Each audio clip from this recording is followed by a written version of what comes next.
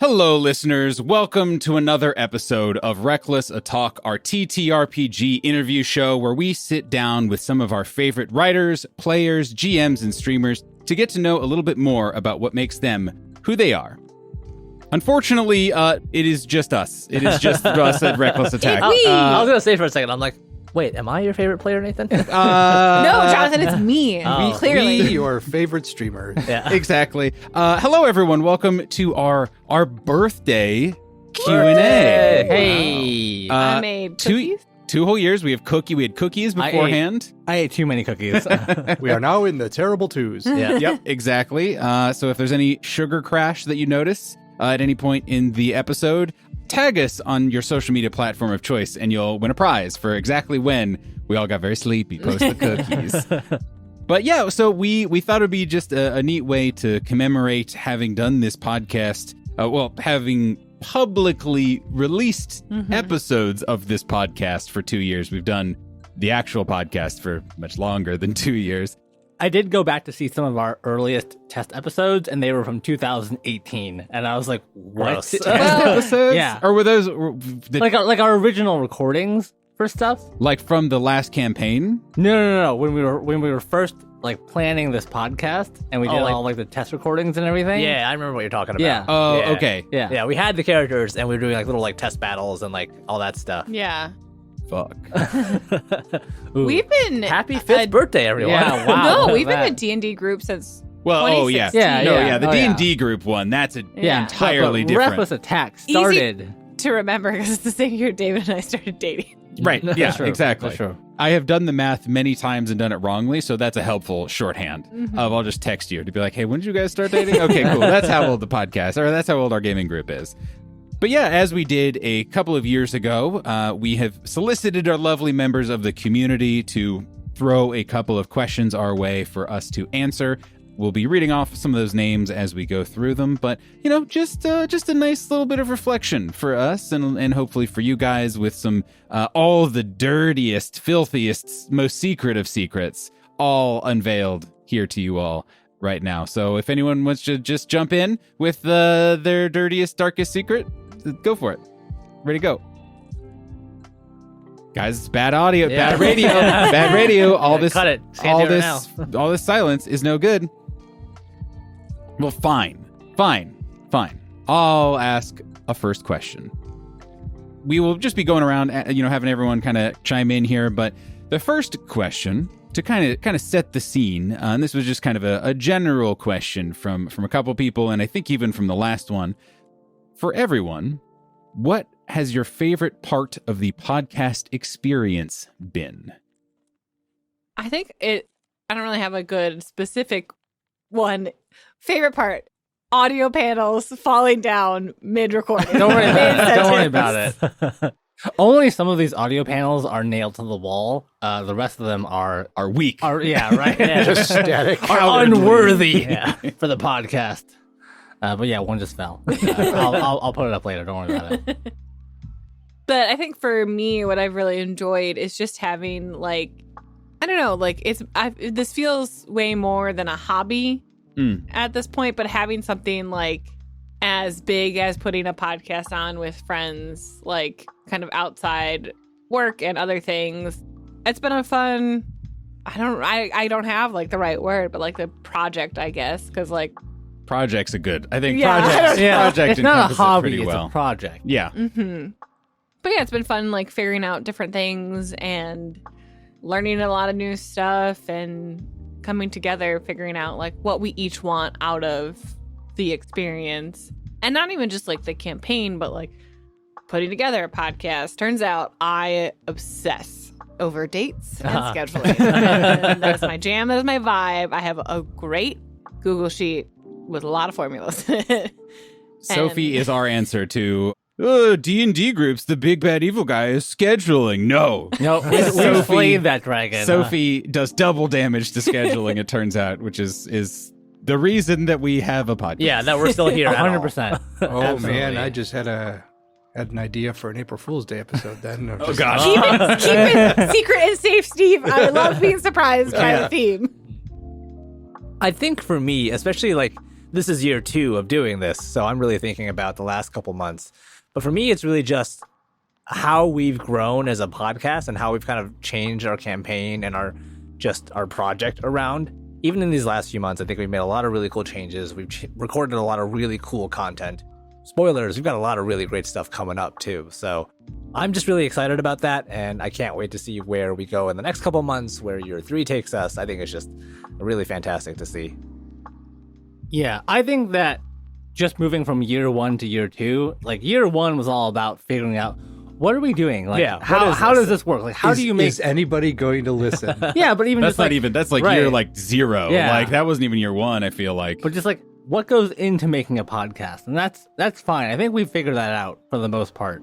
But year 2 has been like, okay, how do we refine our processes? You know, how do we like take what we're doing and make it better? Which is just not something I ever thought of when we first started this. That Totally. it would be like, I mean, there's a lot of work that goes on behind the scenes that I think is really interesting and exciting, and it's really cool to kind of just keep like working at it and improving and doing all that stuff. So it's fun. It's a good time. And I get to see my friends on a weekly basis. Yeah. Sometimes multiple times. Yeah. Definitely not our third day in a row. Definitely not this week. I love you guys, but not that much. Everyone get out of my house. And then, Q&A's yeah, over. yeah, and then I'm not going to see you again until at least next week. Goodbye. Goodbye. Yeah, I'm glad that there's a standing, scheduled game that I enjoy playing, and I enjoy playing with my friends, and that we have all kind of committed to be there for this one game, because everybody has that scheduling problem, and luckily we have our scheduling master. Like, we all have agreed Monday nights are D&D nights. Yeah. That does make scheduling much easier. Since 2016, Yeah. we have agreed Yep. Monday is Yep. D&D night. I also really like having the ability to put all of the puns that are floating around in my head. We have an outlet for them. I have an outlet for it in the form of mostly episode titles. Yes. And Yeah. I really enjoy that. Like that's actually I don't know why. It's fun. I don't know why it's fun for me to title episodes. just be but- fun. You are Yeah. also freaking fucking great at it. Yeah. Like, Yeah. Well, Yeah. thank you. You're Correct. so good. I like that everyone's like, I really like playing and improving and having a hobby. It seems like I get to do puns. Yeah, right. That's sick. Lots of Yeah. I think for me, there's a couple of things. I really, kind of echoing certainly a lot of what everyone said, but I do really enjoy the community aspect of it. It's been really special for me as an anxious kid, seeing people enjoy what we're doing. Oh, for sure. Just as baseline. Like that's unbelievable still. I was just gonna say we have a nice things people say about us channel. Yeah. in On our Discord. Right. and it's the best. It's the best. It keeps so much sanity. Anyone who does anything that will ever get you a compliment, just have a place where you can screenshot nice things that people say about you. Right. And then you just go back and read that and be like, this is Yeah. fair. When your Yeah. stupid brain gremlins kind of pop up. But that's been really, really special and really affirming in a cool way, especially as someone who looks at most of what he does and is like, garbage. Yeah. It's pretty bad. But like this game and this podcast has never really been that, which is like a miracle and is like makes me not trust it in a way where it's like, no, I must be deluding Have myself. I been dreaming for the past 2 years? Right. Is that what's happening? Yeah. But the other part of that is similarly of like, we worked really hard when we launched it to make it a podcast, make it not just a game where we're recording, to make it a podcast show. And we had a clear vision for it, and we took a lot of big swings creatively early, and then we just keep doing it. Mhm. And that's wild to me. And that's really rewarding because it's just every time we still just sit down and we're like, hey, let's do something weirder and let's go a little deeper. Let's try to take these swings. Let's try to collaborate at the table to make it even cooler. And that process is so cool. And definitely it's nice just to be able to like not worry about running out of good ideas, and right, just be trusting that your brain and that more importantly, the whole group's brain will be like, I don't know, what's cool next? Cool, let's do that. Sick. Hell yeah. So, kind of turning that back in a little bit, Nathan, what has been your favorite moment of the campaign? and why? Ooh. Question I see in the notes by that gamer Ajax. Thank you, Ajax. Friend of the show, Ajax. The one that for me defines our campaign, not even necessarily because it was like the most fun or the most wild or whatever, because there's so many of those. Yeah. But it's when you guys just were in the woods role playing whether to go deeper into the woods to go search for the missing member of the Bones. And just, it was a whole, like 2 episodes of just role playing, basically. Mm-hmm. And the first one was like really intense, dramatic, butting heads kind of version with a really hard choice at the end. And then the second one was like, hey, between sessions, we talked and we're like, hey, this is actually the direction we want it to go. And how can we make that happen? And then you guys also pulled that off, which is a tightrope act, pulled that off amazingly and emotionally and beautifully. There were many times where it was like, oh, this show's good. This show's gonna work.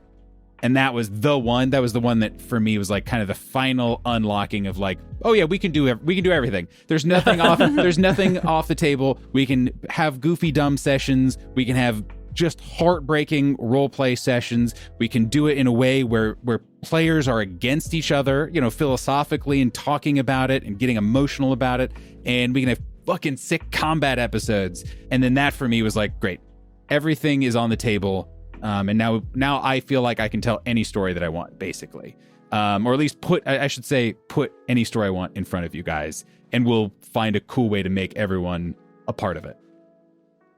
So the one that constantly pops into my brain is one around the shambling saint, the holy Promethean. Yeah. And it was all of us going around, because we didn't actually play out the fight with the shambling saint, but we started the episode with us describing what happened.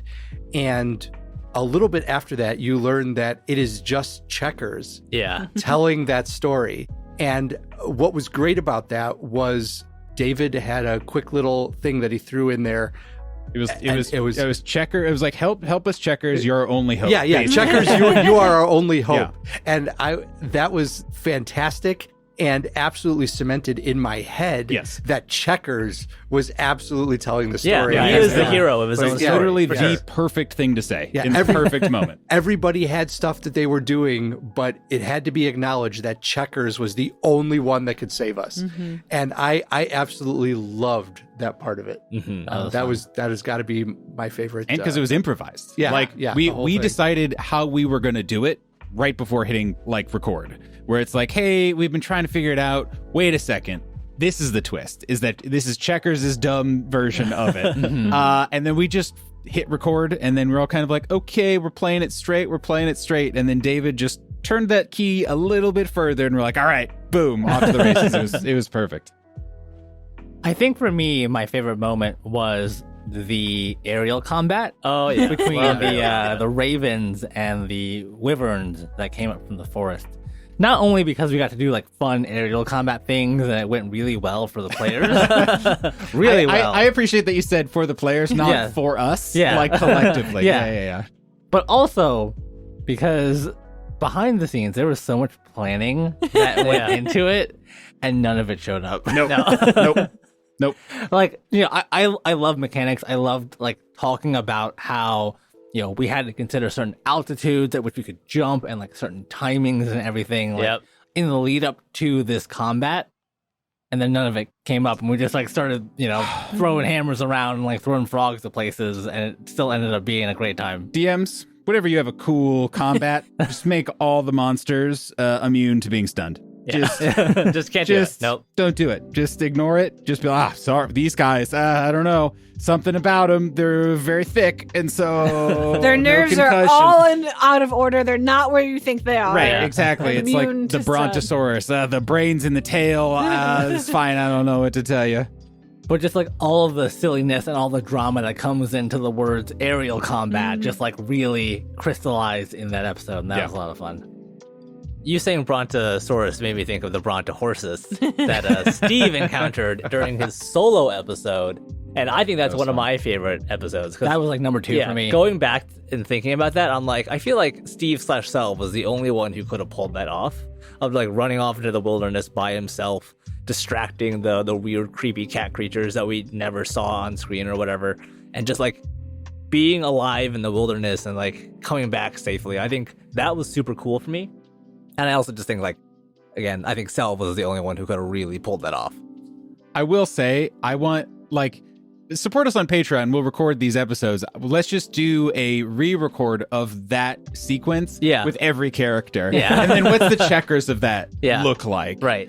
What does Cascarin fucking just chugging through like open plains trying to outrun predator animals look like? And some of you may That's die, gonna be but a it's very short episode. yeah, right. right. It may be an AU, and that's fine. But I struggle to find like a favorite moment. I think it's just my favorite thing about the podcast overall is like all of these moments we've talked about are really just because we have a good group and we have a like circle of trust of like there's a lot of times where it's like Steve's like, I have this great idea for Val and like let me pitch it to you. And like it's a lot of collaborative storytelling, which is why we play this game. And it's like a lot of trust in each other to just be like, listen to this sick idea. Yeah. I got something dumb, guys. And Check this that is actually what we say. We're The like, number of I have a times, dumb oh, idea. Yeah, right. Yeah. I think, Nathan, you do a really good job of being like, so let me hear me out. I have this cool idea and I would like this to happen. And you do a good job of having like cool shit yet consequences in a lot of our storytelling. Mhm. very appropriate for the episode we just recorded. Yeah. And Yeah. I'm Indeed. not looking at anyone in particular. I don't think this is gonna come out. No, That's it gonna come won't. out Definitely, No, it before. won't. it's gonna come out Okay. way exactly. It's gonna come out way before, so I can't say shit. But choices and consequences. Choices and consequences for dear- no one in particular. Dear listener, remember this moment. Mhm. I also want to just ask a question that was posed by the Bleak Season. Hi. If you could go back in time and redo one episode for whatever reason, which would it be and why? And this is really hard for me because we've done like 90 of these episodes. Yeah, right. At this point, I'm like, let me redo the shopping episode. I would have bought something entirely different now. Right. Yeah. For me, I don't think I would redo one episode, but I would have maybe like to found a way, maybe like post credits, to do more talking to Valkyrie or more sending to Val's mom. Yeah. Yeah. Yeah. That's one of those things that was just like it has to go on in the background, and like, what's the right amount to sprinkle in for sure. But And, like- hopefully we'll get some more. Listeners, please know if Val has third level spell slots, she is talking to her mom constantly. Yeah. Yeah. Yeah. And also every night she doesn't dream, she goes to talk to Valkyrie. But we can't roleplay that every time. Yeah. I think related to that, I would probably redo like episodes 5 or 6, like right at the very beginning, because we had the opportunity to really dive deep into the Rixian mail system. Oh, and yeah. instead, we went off and fought Grung and like did the whole High Overlord like arc and like whatever. That's whatever. We Well, got to it yeah. later a little Yeah. bit. Yeah. We got a little. We have a bit lot later, of but- lore like- to There was a moment when like Val and Cascarin, or like it was like Checkers and Cascarin were gonna go drop off letters or something. Sure. Yeah. Uh-huh. And we the players know about the deep lore of the mail system, but the audience doesn't know that yet. I don't even think we, the players, fully understand the mail system. I think there's a lot that Nathan put together because I was like, fuck yeah, give me Yeah. the mail. Yeah. And, and then we were like, oh no, we have to go like do stuff. Like Agmar's under attack. We have other things to take care of. So like there was a timeline where we really could have chosen like a podcast about bureaucracy, and I kind You of wish have we were there instead. Valeska Carter. That's very There personal. will be plenty of bureaucracy. Very true. episodes. I mean, this is the Red City of Agmar is a place where you can get into it. Like if we All right, buckle up, listeners. very early when we were designing it, we were all kind of like, I don't know if we want to do like a political game, where it's like double agents and playing factions against each other and all that kind of stuff.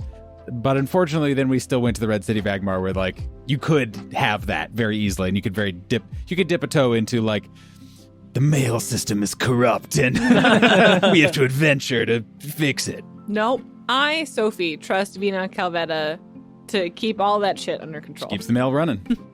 One more thing. I'm remembering my other third favorite moment of the podcast. When we were talking to the lion guy and his dumb halfling friend as part of the the side adventure where my brother and I played NPCs. That was what was it? It was the Rixian like SVU or something. Yeah, was it Agmar? Like I don't remember what the fake name we came up with. Yeah. It was the SVU. It was like the special It was magic supernatural or victims unit. Yeah, or something. Yeah. But that was fun. That was good. I know That was that a good time. Yeah. Oh, and Jonathan was the... Where you guys split the party Yeah. to watch out for Mothman attacks. Yeah. Right, and it turned out that Selv and Val were in the party with Harrison and Char. Charles. Yeah. Oh, yeah. Yeah. Good He times. was Jonathan's character was a beast. Yeah, Beast Folk. Yeah, Beast Folk. Yep. Yeah. Yeah. that was Beast, good. I just not remembered beef. it. Yeah. Not beef. Beast. Beef man. All right. Get my notes beef. out. Fucking beef folk. Why not? Fuck it. and again filed away for April Fool's Day. This one's a hard one for me too, because I think I like all of our episodes. I don't think I would redo anything in particular, but Yeah. I think about like some of the character choices that I've made for Checkers, especially at the beginning of the campaign when I didn't have such a good sense of like who Checkers was. And I wanted to try to do something a little bit different than what I've usually done in the past, which is just play like the goody two shoes. Yeah. So I spent a lot of time early on in the campaign just being like, Checker doesn't help anyone. He sees those citizens running away and he's like, screw those guys. I'm gonna go do my own thing. That felt a little bit too much, a little bit too heavy-handed. Like, it's fine now, but I just think back in the past, I'm like, you know what? Maybe I wouldn't have done that. It made a statement. Yeah, you know? it made a statement. and it gave you somewhere to grow from. Right. and- for sure. So. Right, Yeah. for sure.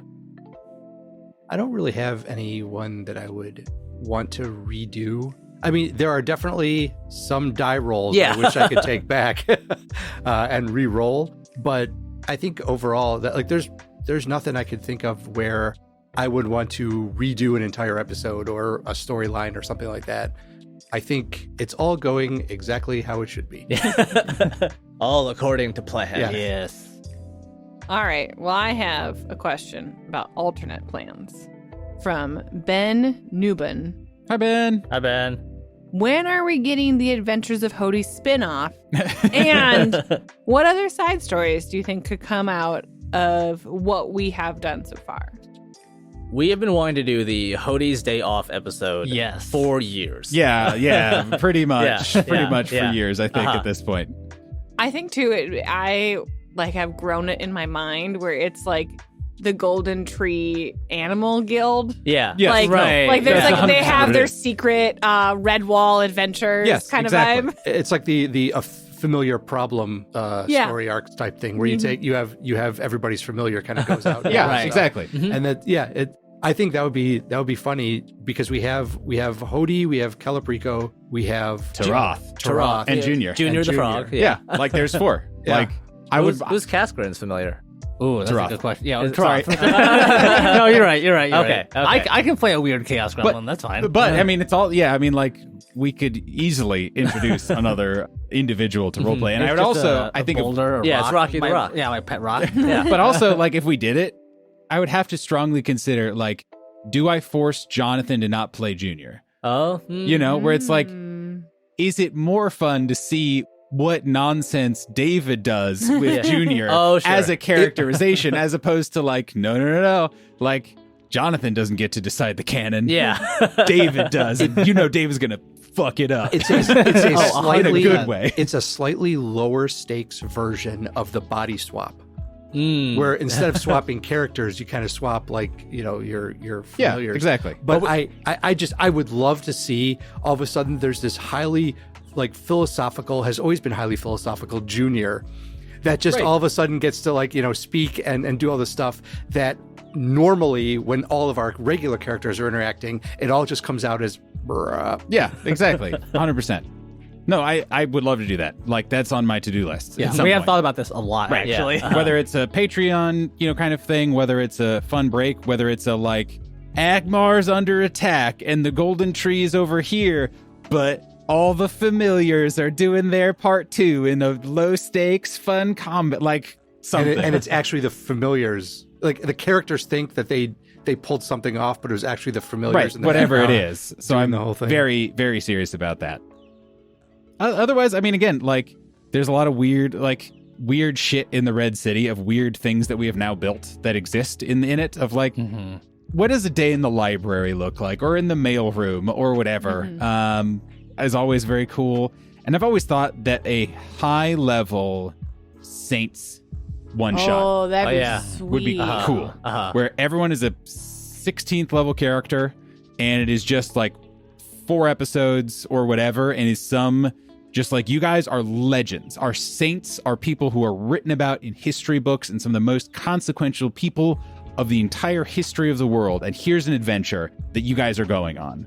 I thought has always been cool, just as like a weird idea. And maybe it ties into the plot. Maybe it's just like its own. Doesn't matter. They're all going to fight a cool, sick dragon. I don't know. But either way, always thought that would be a cool thing to explore. I have always thought, and I think I brought this up like really early on, that the walls of the Red City were hollow. Oh yeah. And there were like stairs and stuff and like Yeah. people and like a whole ecosystem Yeah. going on there. I think that would be really cool to explore. And like the sewer system. Yeah, like, right, yeah. We've talked about that. I can't remember if we've talked how much we've talked about it before, but yeah, no, I just going in there seems cool. Right. Let alone literally anywhere in this fantasy world that are like we've hinted at, where it's this big weird world where there are grungs and there are monasteries There's and there's airships. like there's airships and there's like sick old cities of Lotros that like have all this rich history. It's like we could just go there too and like anywhere right now. Like, I would love just like all the weird landmarks where it's like a one shot, like that burned ruin we found. Like, Yeah. we just do a one shot that leads to whatever happened there. Yeah, but like, totally. I would freaking play the heck out of that adventure. Just like, that's how we learn the map of Erixia, is like, just do a one shot there, and like, that's how Totally. we learn about it. I have a question for David and Jonathan. Is mayonnaise an instrument? Is mayonnaise an instrument? Yes. Thank you, Yes, Farmer it is. 100%. Absolutely. Okay, that's my question. I have a question. What the fuck just happened? Don't worry about it. Only millennials will get this joke. I do not get it. Dab on the haters. Just both David and Jonathan just went to the left and to the right, back and forth, just dabbing, just silently. And over on none the of them corner. hit their microphone. Yeah. Yeah, because we've done this so I was often. going to say, 'cause they've got a lot of Professionals. practice in dabbing around microphones over the years that we've been doing this. Correct. 100%. So here is an interesting question. Yeah. And this one comes from Kenny Rules. Hag deals are always unique and unforeseeably sinister, like a monkey's paw wish. What prize would a hag have to offer to tempt each player character to consider the deal? I have the answer for checkers. The answer is a 4th frog. You need to offer checkers another frog Pretty for the easy. frog I stack. think you could just Yeah. go to a pond Yeah. and get it. But one that like integrates into the stack. So it has to be either like Smaller or a bigger. smaller than junior or larger than mango. Which That's still which pretty one easy, though? Like, which one is Checker's preference? Definitely larger than mango. Yeah. That's what I makes thought. sense. I Yeah, shouldn't yeah. have Like checked. small So- frog, great. I feel like with Billiam, you already have that, though. Billiam's small sized. Oh, yeah, mechanically you're right. small Oh, you're sized. right. I need huge or above. And you need him to be here. You can't have an off and on No. frog stack Right, member. Billiam right. is appreciated, but the thing that would tempt you Right. would be a permanent Right. Billiam. A riding frog for mango. Yes. A riding frog for Mango in Mango's normal size, or when we have the Mangrow? It'd be all And- part of it. Yeah, And- no, and- that's why it has to be huge or above. We can't do large. As 15 by 15 squares here. I have another quick question. This is an update from our last 6-month Q&A that we did from our friends over at Live from the Apocalypse. And we had a pretty solid answer last time. But I think it's important. I think the listeners and our fans want to know. which one of the 5 of us would win in a battle royale battle? Me, Sophie, always. As us or a character? As you, as humans, we are locked in okay. an empty arena with naught but rusty axes and whatnot. Who wins? Who walks out? I understood the question and answered correctly. Me, Sophie. I don't think the answer has changed, unfortunately. Yeah, I was gonna say, I that cannot was think of the a answer single from way last time. that I could beat Sophie in a battle Absolutely. royale. Like, there's no chance. Tree nuts. Yeah. That's fair. I'm gonna glue tree nuts to a stick and wave them at you. Just I have a sling with walnuts in it. Yeah. And I just like try to peg at you and either Yeah. get rashes or like maybe get into A your tree like nut mouth Gatling or nose gun. or something. Yeah. Yeah. Right. But otherwise, Yeah. definitely. Yeah. Otherwise, definitely Sophie. This one's kind of interesting. A couple of people have asked some follow-ups about the revelation that Checkers has a short lifespan, including Mom Strange and Cascade Crisis Minis. Hi. Hello. So the question is Checkers visibly aging? And to that first one, I will say... I like that you're asking and answering. The Yeah, well, yeah, of course.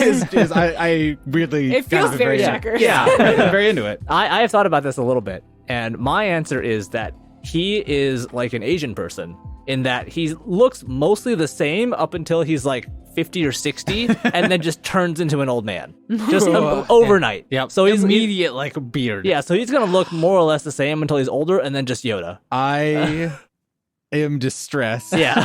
Because given the timeline that you have given us, Yes. is a non-zero chance that happens in the campaign. Correct. And Yeah. there will just be a time where you're picking up camp or whatever, Yeah. and you just wake up and just Checkers is like hobbling. Yeah, just got his cane. He's carved out of a wooden tree or something, and he's like got a like hunched over, just like, all right, guys, I'm ready. You strapped a backrest onto Mango, Yeah. so it's more of like a recliner Yeah. kind of Got that situation. ergonomics. Yeah, It's gonna- lumbar support Yeah. on the saddle. I feel like Checkers would not actually lose anything mechanically, but just be like, haha, it's happened, and be like, I can act like an old man. Yeah. now." Yeah. But, like, no, he's like Yoda. He can fucking You still start do doing backflips. weird flips Yeah. all over the place, but then just be like, "Oh, I'm so tired. I didn't even take a nap. I can't help you." Carry me. Yeah, exactly. The follow-up question to that is, does Checkers have his affairs in order? Like, is that something Checkers being almost on face value would be like, does he have a lot of like, Possessions. well, and like, appreciation for like material wealth and possessions? And at first blush, I'd be like, no, but also Checkers definitely would though, where he'd be like, no, fucking Cascarin has to take my life-sized Alareth Right, PI yeah. tree guy statue. Right. He has to. And he's gonna like Will Cascarin this random stick he found on the ground. Yeah, right, You have to exactly. take this. You all Exactly. forget about his hat collection. Yeah. There are No, he's getting specifics. burned in that. Like, that's part of the funeral pyre. Like, you're doing the thing where you push him out, like the Viking funeral, where you push him out on a long boat and you shoot fire arrows at him, and just around him are just 14 different hats all around A him. grunging funeral. But see, I feel like he has like a couple specific ones where he's like, no, this is going to hang in the guild hall forever. Oh, yeah. You need to put this on top of the red crystal palace in Agmar Yeah. in my memory. Yeah, you're This right. hat goes You're to right. Colaprico. yeah, yeah. That's One of you where- guys to get up there. Yep, that's fair. As a segue to a different question, I like what you did there. Yeah. All right. this question is from the Bleak season. If you had to segue over to a different system but wanted to keep the campaign going, which system would you migrate to and why? For me, I think the easy answer, like if it was mid-campaign, where it's just for whatever reason, you're like, D&D 5e, we're Which done. almost happened. Right, which is almost happened a couple times now. I think it would just probably be Pathfinder. Probably Pathfinder 2e would be my initial blush, just because it's like, we're a group who likes mechanics, like I think a lot of like story light stuff is like, cool, it's good for a couple sessions for sure, but we like having some crunches. And it's a fantasy system. So I think that would be the easy, like, short-term answer. But in terms of like the campaign is over, I don't know. I think it'd be fun to do like a sci-fi story, or like a low fantasy kind of thing, even if it's not an adventure, kind of like a Kids on Bikes style short campaign or something like that. But yeah, so it depends on the context, but those are kind of my initial blushes. I've always wanted to run a Shadowrun campaign, and I was thinking, like, middle of the campaign, we could really just step through a portal and like transition right into the corpo life. You know what used to lend itself to that would have been the Earth Dawn to Shadowrun campaign. Yeah. That would have been good. There's a lot of good systems, like Powered by the Apocalypse. I love that, and Fantasy Age and Modern Age, the Age system is very straightforward and still gives you a lot of style things that you can do, depending on what your die rolls are. So I think both those would be good. And I've always been a huge fan of the Star Wars D6 system, or if you want to segue into something that is like space fantasy, Basically the same. you got Star Wars. Mm-hmm. I think for me, it would be a system that actually isn't out yet. I think That's right. Yeah. That's actually is probably my answer. Yeah. But, Well, yeah. I say that because there's one system that I've been following for a little bit called Shadow of the Weird Wizard. And I think I don't know if I know that one just like got finished on Kickstarter a little bit ago, or is going. And it's kind of like the fantasy version of this Shadow of the Demon Lord game. Yeah. Which is got a lot of really cool mechanics in it, but the setting is like maybe not quite what we're looking for. So I'm really looking forward to like the high fantasy weird wizard version of this game when cool. it comes out. The only other, I mean, I've played Pathfinder when Sophie was like, I should participate in my new boyfriend's hobbies. And then, oh, wow, what? 7 years later, I have a D&D podcast. Yep. So Yes, indeed. Here we are. But so we played Pathfinder. You played D&D at your bachelorette party. Yeah. I cried. I was so excited. Yeah, it was awesome. It was There a is good a time. I DM'd it. direct pipeline from dating David to D&D podcast. D&D. Right, yeah. Yeah. Basically, Correct. yeah. 100% of people. Right. So anybody, if you would like to get into podcasting, we got some advice for take you. it. My David.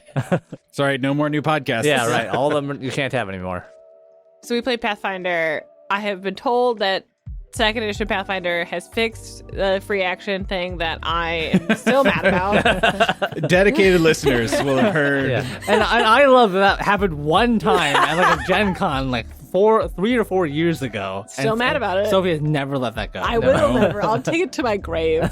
No. But we also played a long time Call of Cthulhu campaign, and I really like that system. And I don't think it really lends to I mean, it could. Apparently, I keep forgetting that we are sometimes pretty spooky, and Very often, actually. turns out, didn't know it, but I can be pretty horrifying. And Yeah. what I consider a good time is other people's like, please make her stop. So That's me as well. That is exactly what I keep finding myself. So, well, this monster has to be scary, right? It has to be intimidating. It's like, well, what's a couple extra mouths on armpits, right? Between friends, that's I fine. mean, Sophie, you kept bringing up isopods, and we all had to keep telling you to like stop doing I that. to me that was like, they're cute. We had to put a Isopods. content warning on the episode specifically. Yeah. Yeah, I do think we should roll sanity checks for a lot of things that happen in our campaign. Yeah, I don't know. It's just a different vibe. Yeah.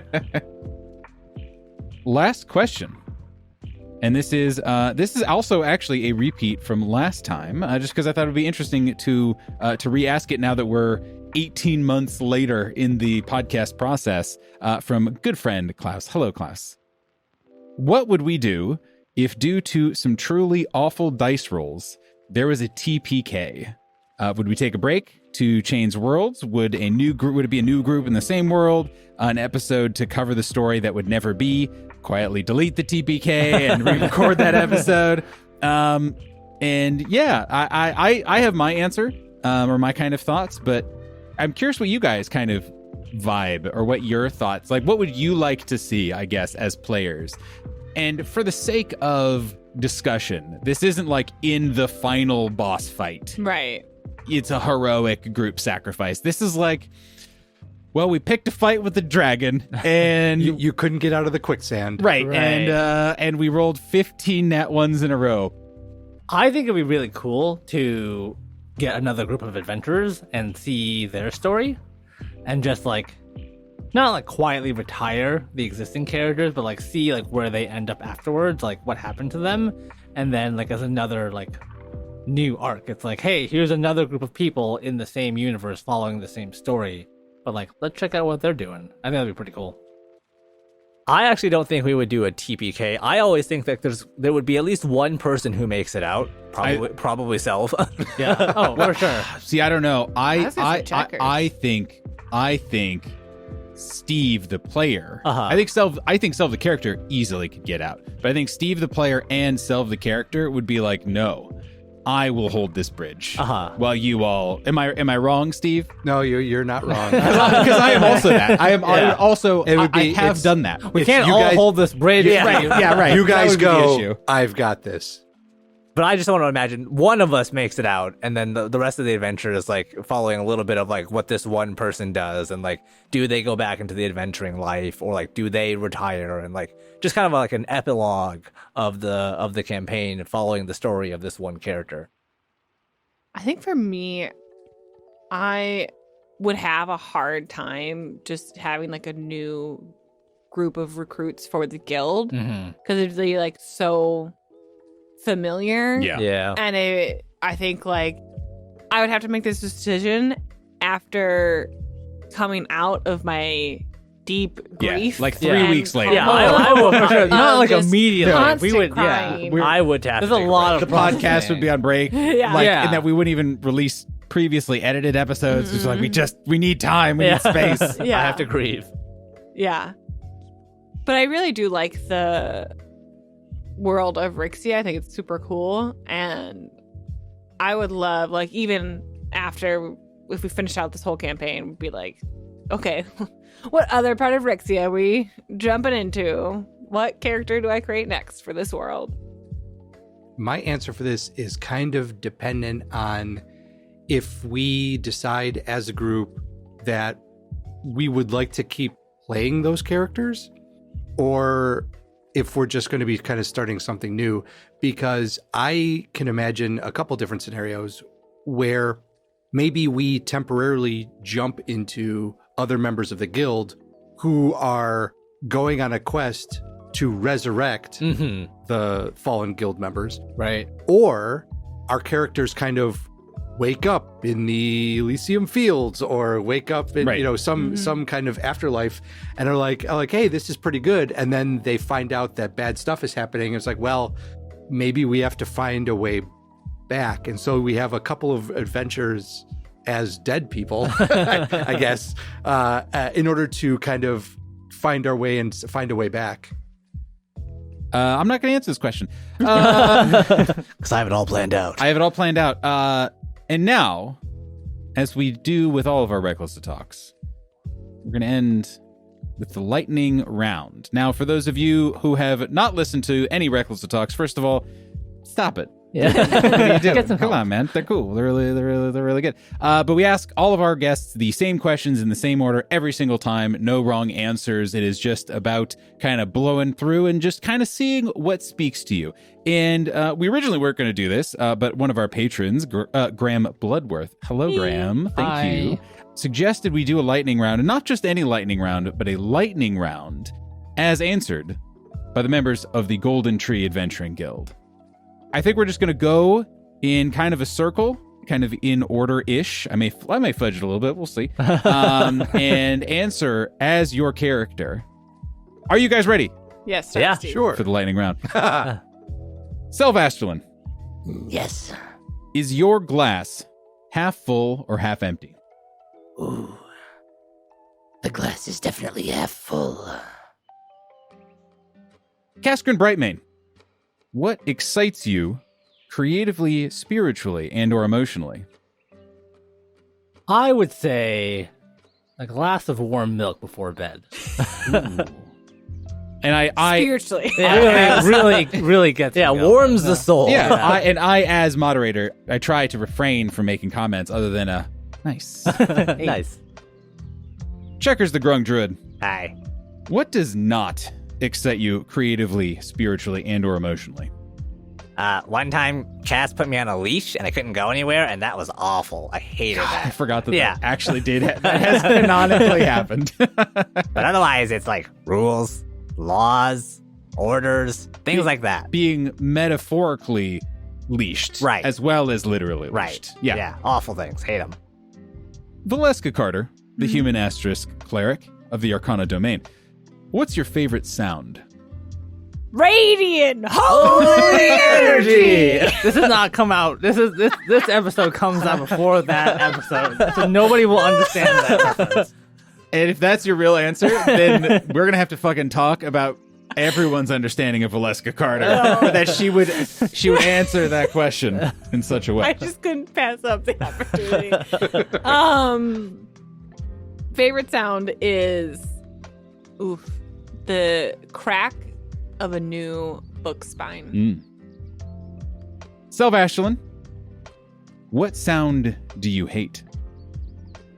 The gong preceding the appearance of the Mothman. Caskin Brightmane, what is your favorite word?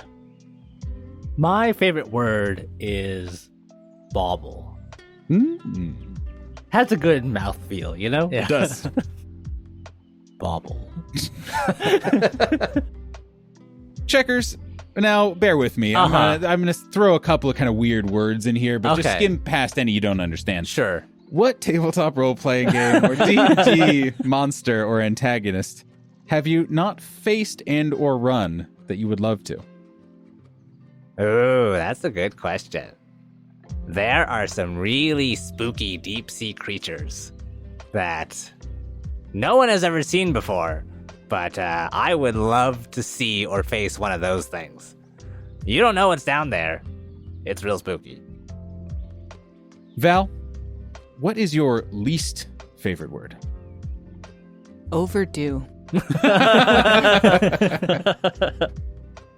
Self, what is your favorite adventure of all time? And it can be certainly one that you have been on. It can be one you read about. It can be a legendary one. It can be one in a book of fiction that you have once heard of.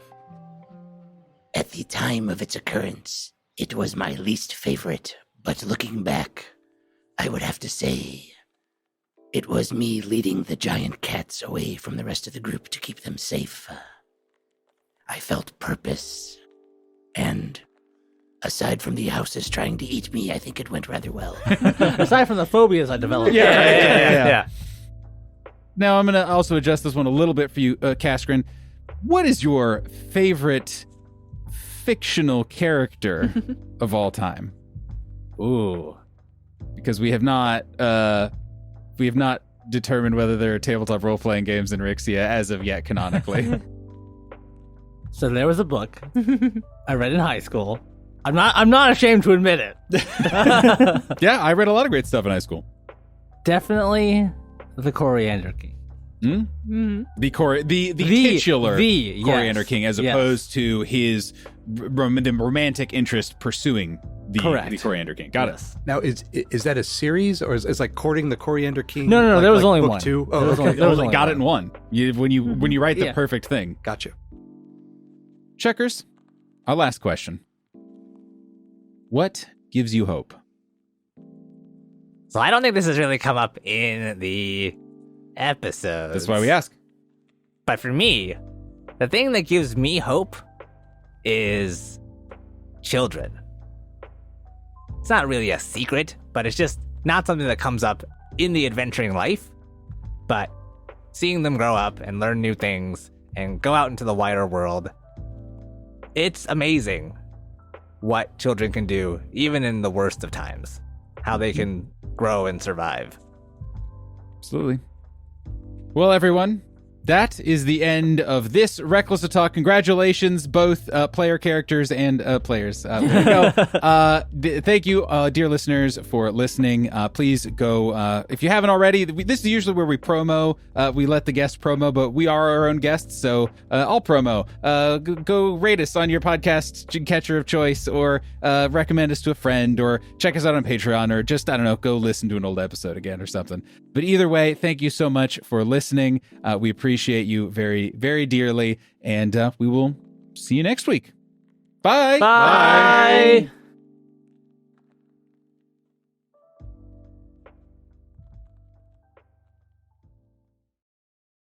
Guys, I thought we were starting way sooner, so I did slam that cookie. So we need to go. You just got to keep slamming cookies No, until I you start. can't. I can't do it. I've consumed too crashed many. hard. from that He- first cookie. David woke up from dead asleep. We were cuddling on the couch. He is like half of his body is on top of me, just cuddling. Yeah. The goober Arthur is on top of him. Arthur pretty does good. not get up to the doorbell. He just starts barking Yeah. from the couch. Someone's got to get up. And It's then not I'm me. like, David, you have to get up doing his because part. I physically cannot Yeah. get up if he is not awake. And David's just like, huh? What? What? Jonathan and I got here and like all the lights are off, and I was like, Yeah, did they remember? Yeah, we're doing we something. did. here. Just We talked were about just hanging. this. It was just like, babe, babe. One of you's got to get up, and it can't be me because you're on top. Yep. And then you slammed 5 cookies. It was great. They were good cookies. I'm not mad about it.